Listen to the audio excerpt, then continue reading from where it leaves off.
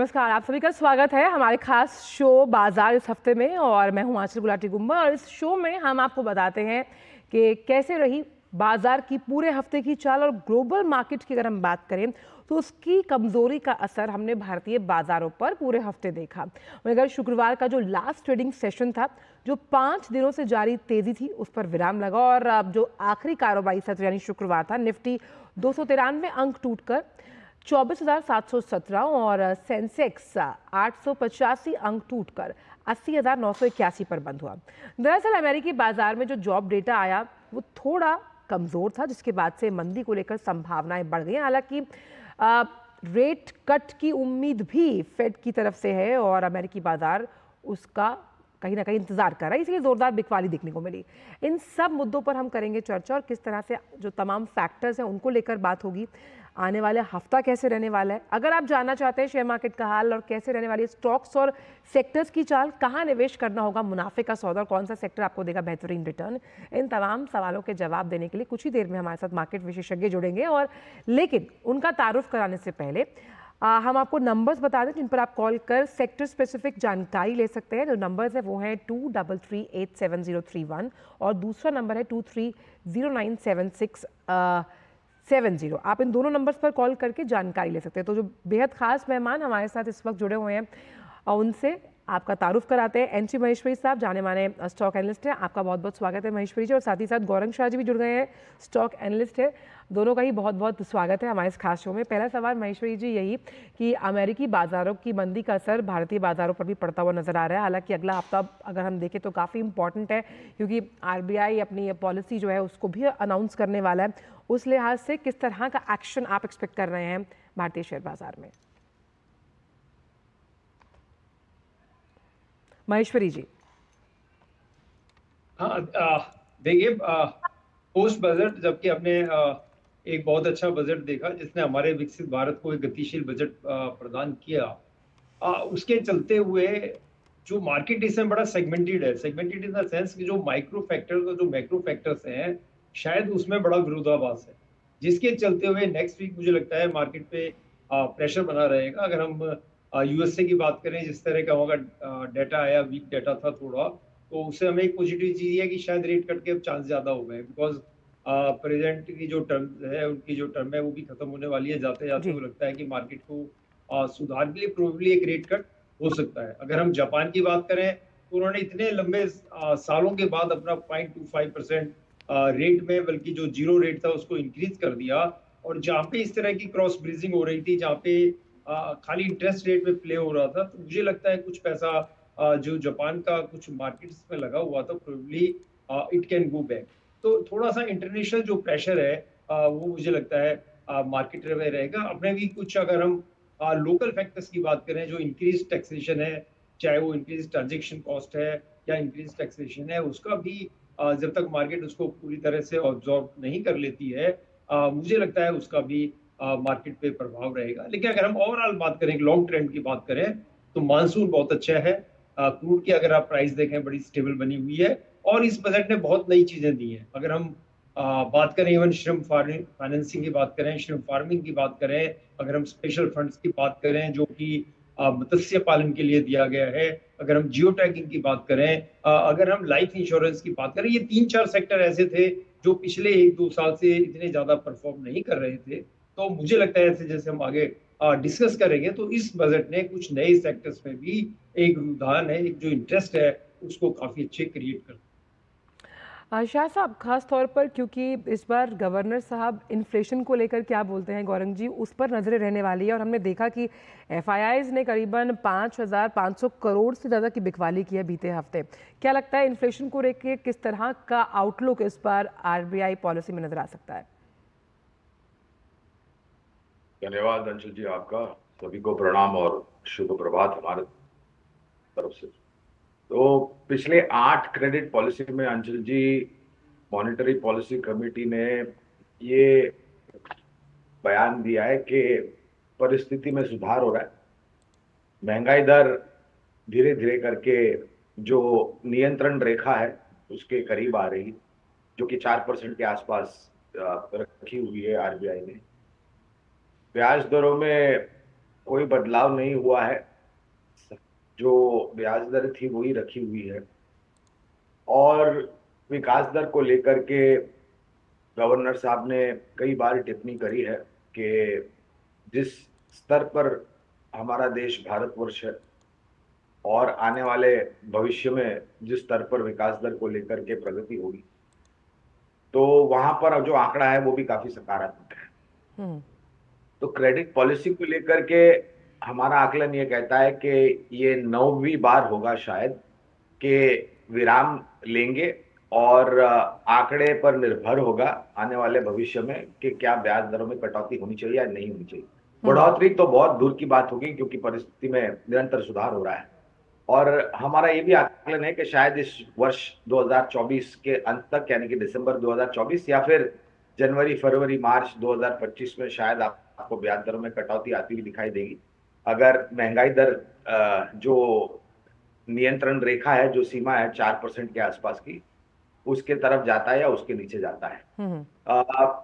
उनकी टिप्पणियां अर्थव्यवस्था को लेकर के स्थानीय मार्केट में और अंतर्राष्ट्रीय मार्केट को लेकर के शायद ज्यादा रोमांचक होगा उनकी टिप्पणी सुनना। जी, खास तौर पर अगर बीता हफ्ता देखें महेश्वरी साहब, तो ऑटो स्टॉक्स में लगा बहुत ज़बरदस्त दबाव देखा गया, बिकवाली हावी थी। आने वाला, क्योंकि हम मॉनसून को लेकर काफ़ी प्रॉमिसिंग है और ठीक ठाक रहा है मॉनसून, उस लिहाज से ऑटो सेक्टर पर किस तरह का व्यू पॉइंट रहने वाला है और निवेशकों के लिए क्या आपका आउटलुक रहेगा इस पूरे सेक्टर पर? देखिए, गवर्नमेंट ने भी बहुत अच्छी पॉलिसी दी है। ऑटोमोबाइल्स में बात हो रही है कि ईवी पे या जो उस दिन हम ग्रीन या ब्लू एनर्जी की बात कर रहे थे, उसके चलते हुए मुझे लग रहा है कि गवर्नमेंट का फोकस है। लेकिन हमारी जो अर्थव्यवस्था है वो बेसिकली रूरल है और वहां से डिमांड क्रिएट होती है। और अगर मानसून अच्छा है तो ये it is a healthy season और सबों के लिए विन विन सिचुएशन है। अब मुझे लगता है जब भी मानसून अच्छा होता है तो रूरल डिमांड है, जो हमारी डिमांड है, वो कहीं ना कहीं एकदम पेटअप होकर आगे आती है और उसके चलते हुए ऑटोमोबाइल्स को बेनिफिट मिलता है। जो आदमी छोटा है वो नेचुरली टू व्हीलर्स के ऊपर जाता है, टू व्हीलर्स वाला मोड़ करके न्यू एंट्री करता है फोर व्हीलर्स पे, फोर व्हीलर्स वाले और बड़े हाई क्लास सी और डी सेगमेंट में जाते हैं। लेकिन ओवरऑल मुझे लगता है आने वाले टाइम में जो हमारी इंजीनियरिंग कैपेसिटी है, ऑटोमोबाइल्स, आप इंडिया जो है वर्ल्ड का ऑटोमोबाइल मैन्युफैक्चरिंग का एक हब बनने जा रहा है। और जो टेक्निकल इनपुट इंडिया के पास है, जो इस समय उसकी मैन्युफैक्चरिंग कैपेसिटी है, मुझे नहीं लगता कहीं पे। और आप देख सकते हैं मारुति जिस तरह से हरियाणा में खकरौदा में बहुत अच्छा बड़ा प्लांट लगा रही है, गुजरात का प्लांट आगे चला हुआ है, वो अब मारुति अपना प्लांट बना के आज बड़ी बड़ी कंपनियों को दे रही है। आज टोयोटा मारुति का प्रोडक्ट बेच रही है। आप देखिए जिस ढंग से कंसोलिडेशन हो रहा है, उस कंसोलिडेशन में ऑटोमोबाइल सेक्टर का इंडिया का बहुत बड़ा कंट्रीब्यूशन है। आप, और मुझे लगता है चाहे आप आयशर की बात करें, टाटा की बात करें या मारुति की बात करें, आने वाले टाइम से मुझे लगता है ऑटोमोबाइल सेक्टर से बहुत अच्छी रिटर्न्स मिले हैं। They have performed very well last 2 years and आने वाले टाइम में भी वो जो उन्होंने एक लीड बना के रखी हुई है, I think they will able to maintain that lead. अच्छा, जब हम लीड बनाने की बात करते हैं तो इस शो के ज़रिए गौरंग जी, हमारी कोशिश है कि हम फाइनेंशियल टर्म्स को, जो कि खास तौर पर बाजार से जुड़ी हैं, उसको बहुत सिंप्लीफाई करें। अभी मैं खबर पढ़ रही थी कि भाई पूरा जो हफ्ता है आने वाला, वो डिविडेंड से कमाई करने का एक शानदार मौका है। हम चाहते हैं कि आप बताएं कि डिविडेंड किस तरह से निवेशकों के लिए फ़ायदेमंद होता है और इस लिहाज से किस तरह से सेक्टर्स और ख़ास तौर पर स्टॉक स्पेसिफिक चुनाव करके निवेशक अपने पोर्टफोलियो में तमाम उन शेयर्स या स्टॉक्स को शामिल कर सकते हैं। अंशल जी, देखिए, डिविडेंड देना बोर्ड ऑफ डायरेक्टर्स के ऊपर निर्भर होता है। ये कोई एक दंड नहीं है, एक प्रिंसिपल नहीं है कि हर साल कंपनी को आपको डिविडेंड देना। जी, कैश सरप्लस बैलेंस शीट पर आता है। अगर कंपनी को लगता है कि वो और किसी माध्यम पर या किसी और चीज पर खर्च नहीं कर सकती है, तो फिर कंपनी जाकर के डिविडेंड की घोषणा करती है। और इतिहास और वास्तविकता हमारे सामने गवाह है कि सरकारी कंपनियों में ज्यादातर जो डिविडेंड पे आउट होता है वो हर साल होता है लगभग, और ज्यादा बेहतर ऊपर तरफ का डिविडेंड आपको मिलता है। तो अब अगर आप बुनियादी तर्क के आधार पर मापदंड करते हैं तो कई सारे चीजें हैं जो आपको ध्यान में रखनी चाहिए। उसमें से एक चीज है डिविडेंड पे आउट रेशियो, जिसे हम कहते हैं। लेकिन ये मैनेजमेंट के ऊपर है। ये इट्स नॉट लाइक ये एक रूल है कि आपको, या एक नियम है कि आपको हर साल डिविडेंड देना है। कंपनी बोर्ड के ऊपर आधार होता है। तो सरकारी कंपनियों में हमारी जो कंपनी है जियोजित फाइनेंशियल सर्विसेज, वो oil marketing companies, oil exploration companies, रक्षा क्षेत्र में काफी सारी कंपनियों ने अच्छा प्रदर्शन किया है और वहां पर खरीदारी की राय है। तो अगर आपको डिविडेंड पे ध्यान देना है, उसके साथ साथ बाकी और चीज पर भी ध्यान देना है, तो मेरे ख्याल से ऑयल मार्केटिंग कंपनीज और ऑयल एक्सप्लोरेशन कंपनीज, मिसाल के तौर पर ओएनजीसी, गेल, ऑयल मार्केटिंग कंपनीज में एचपीसीएल, बीपीसीएल, आईओसी, कोल इंडिया जैसी कंपनियां, पावर ग्रिड जैसी कंपनियां हैं, एनबीसीसी जैसी कंपनियां हैं, जो अच्छा डिविडेंड देने का इतिहास रखती है। जी, फिलहाल वक्त एक छोटे से ब्रेक का है और ब्रेक के उस पार आकर जानेंगे, हमारे साथ दो खास मेहमान जुड़े हुए हैं। ये खास तौर पर मिड कैप और स्मॉल कैप में इस बार मुनाफा वसूली हावी रही, तो कितना ज़्यादा एक्सपेक्टेशन है खास तौर पर निवेशकों का इन दोनों ही इंडेक्स से निवेश के लिहाज से। वक्त एक छोटे से ब्रेक का। अब आया असली स्वाद। अब आया स्वाद। जब स्वाद के पड़े हो लाले तो MDH का चंकी चाट मसाला डालें। MDH का चंकी चाट मसाला। MDH। राशि की स्कूल फीस, घर का किराया, कितनी जिम्मेदारियां हैं सर पे। तुम तो टर्म लाइफ इंश्योरेंस लिए बिना ही चलेगा। पॉलिसी बाजार पे 1 करोड़ का टर्म लाइफ इंश्योरेंस सिर्फ 470 रुपए महीने से शुरू। बात जब पीढ़ियों के लिए बनने वाले घर की हो तो जिम्मेदारी बड़ी हो जाती है। गैलेंट समझता है ये जिम्मेदारी। अब डबल M रिब्स के साथ गैलेंट एडवांस TMT रीबार, निर्माण का रियल हीरो। ब्रेक के बाद सभी का स्वागत और आप देख रहे हैं हमारे खास शो बाजार इस हफ्ते। दो खास स्टॉक एनालिस्ट हमारे साथ जुड़े हुए हैं। महेश्वरी साहब, खास तौर पर हमने देखा कि पिछला जो हफ्ता था वो मुनाफा वसूली के लिहाज से मिड कैप और स्मॉल कैप के लिए अच्छा रहा। अगर हम इसी आउटलुक को देखें और तमाम जिन फैक्टर्स का लगातार हम अभी आगे भी जिक्र करेंगे, तो सबसे ज़्यादा कौन से सेक्टर्स आपको प्रॉमिसिंग लग रहे हैं इन दोनों ही इंडेक्स में? देखिए, इससे पहले मैं आपका एक क्वेश्चन है, मुझे थोड़ा सा डिविडेंड को सप्लीमेंट करना है। एक्चुअली इस बजट ने डिविडेंड के जो प्रोविजंस हैं उनको बहुत काफी ढंग से चेंज कर दिया है, जिससे इन्वेस्टर्स काफी प्रभावित होने वाला है। और जो बात हो रही है 30 सितंबर की, शायद इसलिए हो रही है कि क्योंकि उसके बाद वो प्रभावी है। अभी जो बाईबैक हो रहा था, जो कि एक मेजर इंस्ट्रूमेंट था, हमने देखा कि हर बड़ी अच्छी कंपनी, चाहे इन्फोसिस हो, TCS हो, हर साल 2 साल में बाईबैक करते थे। वो इनडायरेक्टली एक बड़ी अच्छी रिटर्न्स अपने शेयर होल्डर्स को, निवेशकों को मिल रही थी। लेकिन अभी प्रोविजन क्या कर दिया कि अगर कोई भी कंपनी बाईबैक करेगी तो जो अभी राइट नाउ 20% टैक्स कंपनी को लगता था और जितने भी पैसे मिलते थे वो शेयर होल्डर के लिए टैक्स फ्री थे, टोटली टैक्स फ्री रिसीट जो शेयर होल्डर्स को मिलती थी, वो अब नए बजट प्रावधान के से टोटली टैक्स लगेगा, कंपनी को टैक्स नहीं लगेगा। और जितना भी बाईबैक का पैसा है वो as a dividend company individual के हेड में टैक्स लग जाएगा, चाहे वो प्रॉफिट बेस हो या नॉन प्रॉफिट बेस हो। अगर फॉर एग्जांपल आपके पास कोई 50 लाख की होल्डिंग है, तो आपके पास 50 लाख की शेयर होल्डिंग जो आपने 10 लाख में खरीदी थी और आपको उसके बदले में बाईबैक में अगर 50 लाख रुपया मिल गया, तो 50 लाख रुपए, पूरे 50 लाख पे आपको डिविडेंड का एज ए डिविडेंड टैक्स लगेगा। और जो आपका कैपिटल गेन है, जो बाकी 10 लाख रुपए की कॉस्ट थी, उसको एज ए कैपिटल गेन और एज ए कैपिटल लॉस आपको एडजस्ट करना पड़ेगा, जो कि काफी कॉम्प्लिकेटेड प्रोसेस। तो मुझे लगता है इसके चलते हुए बाजार में बजट के इन डिविडेंड्स के जो प्रावधान है उस पर काफी कुछ चिंता है। और इस तरह से ये बात हो रही है कि अगर जिसको डिविडेंड लेना है, बाईबैक के थ्रू लेना है, वो शायद 30 सितंबर से पहले ले लें। उसके बाद, क्योंकि इसकी टैक्स लायबिलिटी हमने जो टैक्स डाटा कैलकुलेट किया उसके हिसाब से कम 2 से 3 गुने भी कुछ केसों में इन्वेस्टर्स की टैक्स लायबिलिटी बढ़ जाएगी। तो आई थिंक ये डिविडेंड का इशू था। सेकेंडली, अब आपका जो मेजर इशू है, प्लीज रिपीट द क्वेश्चन। मशहूर साहब, यही था कि मिड कैप और स्मॉल कैप में कौन से सेक्टर सबसे ज़्यादा प्रॉमिसिंग लगते हैं आपको, क्योंकि अच्छी खासी करेक्शन देखी है दोनों ही इंडेक्सेस ने लास्ट वीक। देखिए, जहां मैं ओवरऑल सेक्टर्स की बात कर रहा हूँ, ओवरऑल सेक्टर में मुझे लग रहा है बैंकिंग और फिन निफ्टी और बैंकिंग कंसोलिडेशन फेज में है। मुझे नहीं लग रहा है कि इसमें इमीडिएट कोई रिएक्शन आने वाला है, मेजर कोई करेक्शन की बात है, कंसोलिडेट रहेगी। लेकिन जहां तक हम सेंसेक्स की बात करें या निफ्टी की बात करें, तो शॉर्ट टर्म में मुझे इसमें प्रेशर फील हो रहा है। जैसे मैंने आपको ओपनिंग रिमार्क में कहा कि अपने लोकल फैक्टर्स क्या ही है। अभी हम अगर फाइनेंसिंग की बात करें तो जो नए रेगुलेटरी प्रोविजंस हैं, करीब 900 के करीब जो शेयर्स हैं उसकी फाइनेंसिंग ने रेगुलेटरी ने धीरे धीरे प्रोग्रेसिवली बंद कर दी है, जो कि नेक्स्ट 2 महीने में जीरो हो जाएगी। तो इसका मतलब कम से कम वो 900 शेयर्स पे प्रेशर बना रहेगा। तो उसके बाद जहां तक हमारी वीकली एक्सपायरी की बात हो रही है फ्यूचर्स की, उसमें भी गवर्नमेंट का और रेगुलेटर्स का व्यू है कि शायद हम उनको रिड्यूस करेंगे। अगर वो रिड्यूस करेंगे तो उसका भी मार्केट पे असर आएगा। जो नए प्रोविजन है एसटीटी जो बढ़ गई है उसका भी आज प्रोविजन आने वाला है। तो मुझे लगता है इनिशियली टेक्निकली अगर हम बात करें तो टेक्निकली मार्केट अगर हम फ्राइडे की बात करें तो टेक्निकली एक स्लाइटली सेल मोड में आ गई है और निफ्टी जब तक मुझे लगता है 23,600 तक सेल मोड पे ही रहेगा। वहां पे एक बार हम सपोर्ट लेंगे और उसकी हम आगे चर्चा करेंगे। अप टू दैट लेवल मुझे लगता है निफ्टी हो या सेंसेक्स दोनों सेल मोड पे ही है। अच्छा गौरंग जी, क्योंकि एक हेल्दी करेक्शन मार्केट के लिए बहुत अच्छा माना जाता है, यानी मार्केट की सेहत के लिए, और ऐसे में जो तमाम हाई वैल्यूएशन स्टॉक्स होते हैं, मारुति फॉर एग्जांपल 12,000 के आसपास का वैल्यूएशन है और इसमें हमने लास्ट वीक 5% की गिरावट देखी।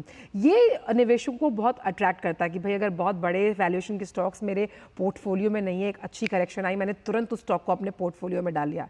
ये जो अप्रोच है टुवर्ड्स मार्केट कितनी ज्यादा करेक्ट मानते हैं आप? देखिए, don't catch the falling knife. कोई जरूरी नहीं है कि मार्केट एकदम करेक्ट हो और अच्छा हो जाता है। फॉलिंग नाइफ, जिस समय नाइफ गिर रहा है, अगर आप उसको कैच करने की कोशिश करेंगे तो आपको इंजरी भी हो सकती है। आपको what is the right cycle. अगर हम टेक्निकली छोटा सा मार्केट ऊपर हुआ या बड़ा हुआ उसको हम एकदम कैच करने की बात करें, उसके साथ साथ हमें ओवरऑल ट्रेजेक्टरी पे ध्यान देना है कि मार्केट का मोमेंटम क्या है। अगर मार्केट का मोमेंटम ओवरऑल ग्रोथ पर है तो मुझे लगता है कि बहुत अच्छा टाइम है जैसे मार्केट में करेक्शन हो। अगर हम पिछले वीक की हिस्ट्री की बात करें तो 3 दिन मार्केट ने काफी लो पे ओपन किया, लेकिन शाम के चलते चलते वो या तो जितना डेफिसिट था उसको रिकूप कर लिया या पॉजिटिव ट्रेंड भी बन। लेकिन जो फ्राइडे की मैं बात कर रहा हूँ उससे ट्रेंड मुझे लगता है चेंज हो गया। अगर हम ओपनिंग में डाउन आए और उस पर खरीद लेंगे तो मुझे नहीं लगता कि इमीडिएटली एक दिन में या शाम तक इंट्राडे में कोई बेनिफिट आने वाला है।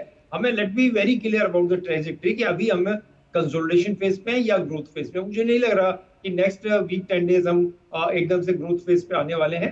तो हमें अपनी इन्वेस्टमेंट को रिसाइकिल करना है, हमको उसको रिव्यू करना है, लेकिन बाई करने में इस समय कोई जल्दबाजी करने की जरूरत नहीं। गौरंग जी, आप इस पर कुछ रोशनी डालना चाहेंगे कि भाई बड़ा वैल्यूएशन का शेयर है, कम प्राइस में मिल रहा है, एक कहीं ना कहीं लालच आता है भाई इसे पोर्टफोलियो में शामिल कर लिया जाए और पोर्टफोलियो का रुतबा बढ़ जाता है?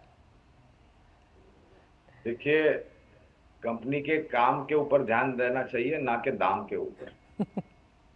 क्योंकि कंपनी के काम के ऊपर दाम निर्धारित होता है और ये जरूरी नहीं है कि अगर आपने कम दाम वाले शेयर में निवेश कर लिया तो वो आपको 20, 25, 30% रिटर्न दे करके जाएगा। संभवतः ये भी है कि आपकी पूंजी आधी हो सकती है और कुछ वजह होती है कि उस कंपनी के दाम निचले स्तर पर क्यों होता है। तो हम अक्सर ये कहते हैं कि you should buy quality, don't by quantity. और मैं ये भी कहता हूं कई बार कि आप शेयर बाजार में आकर करके निवेश करते हैं तो आप जोखिम झेलने की तैयारी रखें। शेयर बाजार सभी जोखिमों के अधीन होता है, राष्ट्रीय स्तर पर, अंतर्राष्ट्रीय स्तर पर। और अगर आपके पास जोखिम झेलने की क्षमता नहीं है तो फिर आप अपनी पूंजी बैंक एफडी या फिर गवर्नमेंट बॉन्ड्स में लगा दीजिए, जहां पर आपको नीचे की तरफ के रिटर्न मिलेंगे और उतनी ही आपको शायद चैन की नींद आ सकती है। तो अच्छी क्वालिटी वाले शेयर में अगर आप निवेश करते हैं तो मेरे ख्याल से जो मेरा अनुभव रहा है शेयर बाजार से, जो मैं पिछले 3 दशक से जुड़ा हुआ, शेयर बाजार आपको आपकी पूंजी में इजाफा करके देगा। और अगर आपने बिना सोच समझ ऐसे कोई शेयर में निवेश कर लिया है जहां पर आपने सिर्फ दाम देखे हैं, काम नहीं देखा है, तो आप सभी दंड के अधिकारी हैं और शेयर बाजार आपको उसी तरीके से दंड देगा। बिल्कुल, और साफ तौर पर क्योंकि बजट में ऐसे बहुत से एलोकेशंस किए गए हैं जो कई सेक्टर्स के लिए मददगार साबित होंगे, इस पर भी करेंगे चर्चा। लेकिन वक्त फिलहाल बाजार इस हफ्ते में एक छोटे से ब्रेक का है। आप जुड़ रहिए इस खास शो के साथ। अब आया असली स्वाद। अब आया स्वाद। जब स्वाद के पड़े हो लाले तो MDH का चंकी चाट मसाला डालें। MDH का चंकी चाट मसाला। MDH। बात जब पीढ़ियों के लिए बनने वाले घर की हो तो जिम्मेदारी बड़ी हो जाती है। गैलेंट समझता है ये जिम्मेदारी। अब डबल M रिब्स के साथ गैलेंट एडवांस TMT रीबार, निर्माण का रियल हीरो। ब्रेक के बाद स्पीकर स्वागत है हमारे खास शो बाजार इस हफ्ते में। लगातार खास मेहमान बाजार पर चर्चा करने के लिए हमारे साथ जुड़े हुए हैं। महेश्वरी जी, क्योंकि अगर हम बजट के फोकस की बात करें तो ख़ास तौर पर जो डिजिटल पेमेंट इंफ्रास्ट्रक्चर है उस पर काफ़ी फोकस हुआ है, जिसमें प्रधानमंत्री जी ने साफ तौर पर कहा कि कैसे ये गेम चेंजर साबित हो सकता है जब हम एग्रीकल्चर की बात करते हैं। हालांकि एग्रीकल्चर से रिलेटेड काफ़ी कम लिस्टेड स्टॉक्स हैं, लेकिन डीपीआई के लिहाज से इस पूरे सेक्टर को अगर हम देखें, कितना अनएक्सप्लोरेबल लगता है आपको ये आने वाले समय में, और इसमें अगर हम निवेश की बात करते हैं उस लिहाज से कितना प्रॉमिसिंग है? देखिए, हम एग्रीकल्चर सेक्टर्स को मेरे हिसाब से 4 ब्रॉड कैटेगरीज में बांट सकते हैं। सबसे पहला ब्रॉड कैटेगरीज में आता है फर्टिलाइजर्स, दूसरा है उन्नत सीड जो हाई कैटेगरी, जैसे मोंसेटो सीड की बात हुई, जो हम बाहर से इंपोर्टेड सीड्स बात कर रहे हैं, जो सिंगल क्रॉप सीड है, टेक्नोलॉजी आजकल बायोटेक्निकल मॉडिफाइड सीड अवेलेबल है। तो दूसरी बड़ी कैटेगरी है जो सीड फार्मिंग को और सीड्स को देती है। थर्ड है जो उससे संबंधित जो कीटनाशक हैं, जो भी तरह तरह की बीमारियां फसल पे होती है, उस पे कीटनाशक को, उसको रोग को दूर करने के लिए उनके लिए हम दवाइयां करते हैं। एक बहुत बड़ा सेगमेंट है जिसमें आप बॉश की बात कर लीजिए, इवन लिथल की बात कर लीजिए। अब बहुत बड़े ब्रांड्स हैं जिसमें बहुत बड़ा इसका काम है। चौथा जो सबसे बड़ा काम है और जो मुझे लगता है कि आने वाले टाइम में सबसे बड़ा है, जो भी वैल्यू सप्लाई चेन है, वैल्यू सप्लाई चेन में जो सप्लाई को कंट्रोल कर रहा है, आज चाहे वो फ्रेश ट्रेड की बात हो, चाहे रिटेल ट्रेड की बात हो, या बड़ी कंपनी की बात हो, जो भी ऑर्चर्ड से जो भी फल को डायरेक्ट मंडी में लाएगा या डायरेक्ट जहाँ पे प्रोड्यूसर है उससे जो कंज्यूमर है उसके बीच में जो डायरेक्ट लिंक प्रदान कर देगा, मुझे लगता है मार्केट उसके हाथ में ही जाने वाली। तो हमने गवर्नमेंट में आप देखें तो चारों दिशा में गवर्नमेंट ने फोकस किया है। आज इनेम के नाम से बहुत बड़ी मंडी, इलेक्ट्रॉनिक मंडी की बात हो रही है, उसमें बजटरी काफी अच्छा प्रोविजन है और मंडियों को किस ढंग से लिंक किया जा रहा है उस पर सरकार काम कर रही है ताकि हम सप्लाई चेन को दुरुस्त कर पाए। मुझे लगता है सप्लाई चेन पे अभी काम नहीं हो रहा है। फर्टिलाइजर्स अभी भी हमारे डेफिशिट है, अभी भी हम इंपोर्टेड फर्टिलाइजर्स पर खासकर जो यूरिया है उस पर इंपोर्टेड पे ही हम टोटल डिपेंडेबल है। अगर हमें यूरिया के लिए कोई, आप देखेंगे पिछले कुछ सालों में कोई नई कैपेसिटी क्रिएट नहीं हो पाई है। अगर हम अभी भी डिपेंड रहेंगे और नई कैपेसिटी क्रिएट नहीं कर पाएंगे तो मुझे लगता है आने वाले टाइम में हमें दोबारा एक डेफिसिट को फेस करना पड़ेगा। जहां तक सीड्स की बात है, seeds again is a very big political question. जब भी लाइक कॉटन की आप बात करें, मॉडिफाइड कॉटन की जब सीड्स की बात आई तो ये हमेशा एक रेजिस्टेंस देता है। जो हम लैंड होल्डिंग की बात करते हैं, होल्डिंग कंसोलिडेशन की बात कर रहे हैं, हम जब डिओ टैगिंग की बात कर रहे हैं, तो कहीं ना कहीं ये पॉलिटिकल अनसर्टेनिटी और पॉलिटिकल अनरेस्ट को क्रिएट कर रहा है। तो मुझे लगता है कि बहुत बड़े रिफॉर्म्स की जरूरत है एग्रीकल्चर सेक्टर में, लेकिन ये बहुत ही सेंसिटिव इशू है और मुझे लगता है इसको बड़े डायलॉग के साथ और बड़े डेलिकेटली हैंडल करना है और जिसको सरकार अपनी तरफ से प्रयत्नशील है। और मुझे लगता है कि बजट में उन सारी चीजों को बड़े ढंग से रिफ्लेक्ट किया गया है, चाहे हम वो इंक्रीज एलोकेशन की बात करें, चाहे हम बजट के फोकस की बात करें, पर इसमें एकदम इमीडिएटली रिजल्ट आना बिकॉज ऑफ पॉलिटिकल कंपल्शन मुझे लगता है थोड़ा टाइम लगने वाला। बिल्कुल गौरव जी, जिस तरह से क्या हमने देखा कि डीमैट्स अकाउंट की संख्या लगातार बढ़ रही है और इसीलिए हमने देखा कि इक्विटी मार्केट में लोग निवेश के प्रति आकर्षित हुए हैं, लेकिन जिस तरह से कैपिटल गेन टैक्स में बदलाव किया गया, long term capital gain tax की अगर बात की जाए उसमें भी बदलाव किया गया है, इसका कितना फ़र्क अब आप इक्विटी मार्केट में निवेश करने वालों के नज़रिए पर मानेंगे? देखिए, अगर आप मेरी निजी राय पूछे तो शून्य फर्क पड़ेगा इसका। और मैं इसलिए कह रहा हूँ क्योंकि जिस मात्रा में लोग जुड़ना चाहते हैं शेयर बाजार से और भारत वर्ष के विकास को लेकर के जो हम अनुमान लगा रहे हैं आने वाले भविष्य में, तो छोटी मध्यम अवधि में जो बाजार को एक औपचारिक स्तर पर रिएक्शन देना था वो ऑलरेडी हम देख चुके हैं।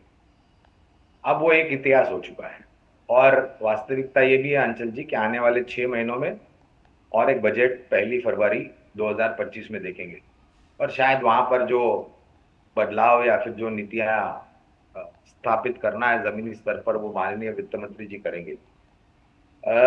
और हमारा आकलन ये भी कहता है कि जैसे जैसे लोगों में जागरूकता हो रही है, जैसे जैसे लोग में जानकारी बढ़ रही है, आने वाले 2 या 3-4 सालों में जो प्रतिशत के हिसाब से हमारी जो जनसंख्या है और जो लोग शेयर बाजार से जुड़े हुए हैं उसमें काफी अच्छी वृद्धि हो सकती है जी। खाली एक ही दिक्कत है अंचल जी के लोग अनौपचारिक विश्वविद्यालय है, यूट्यूब, एक्स, ट्विटर वगैरह जो भी है, और बहुत ही बुद्धिमानी जीव लोग वहां पर ध्यान दे रहे हैं और उनकी बातें सुन करके बादशाहपुरा में कामकाज करें। जी मेहरबानी करके उस पर थोड़ा बहुत आत्मचिंतन तो करना इस तरह चाहिए की और बातों पे विराम लगाया जाना चाहिए। बहुत बहुत शुक्रिया आप दोनों का, आप इस शो पर आए और बहुत ही रोचक तरीके से इन तमाम जानकारियों को हमसे साझा किया। उम्मीद करते हैं अगले हफ्ते भी आप ही से लगातार इस तरह के शो में मुलाकात होती रहेगी। बहुत बहुत शुक्रिया गौरंग जी आपका भी और महेश्वरी साहब आपका भी। कोशिश यही रहती है हमारी इस शो के ज़रिए कि बाज़ार से जुड़े तमाम जो पॉइंट्स हैं सेक्टर स्पेसिफिक वो हम आपके साथ इस शो में चर्चा करें। अगले हफ्ते फिर होगी मुलाकात। मुझे मेरी पूरी टीम को दीजिए इजाज़त। नमस्कार।